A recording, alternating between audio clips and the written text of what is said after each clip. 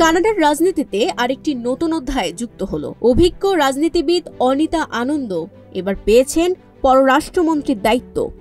প্রধানমন্ত্রী মার্ক ক্যানির নতুন মন্ত্রিসভায় গুরুত্বপূর্ণ এই দায়িত্ব কাঁধে তুলে নিয়েছেন ভারতীয় বংশোদ্ভূত এই কানাডীয়।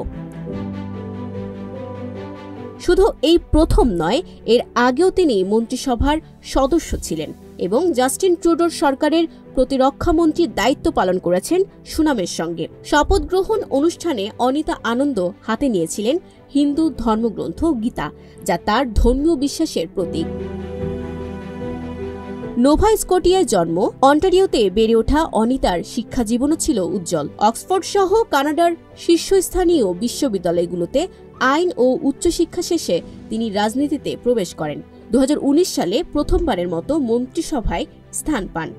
ব্যক্তিগত জীবনে তিনি 4 সন্তানের জননী এবং স্বামী জন নল্টনের সঙ্গে ওকভিল শহরে বসবাস করছেন।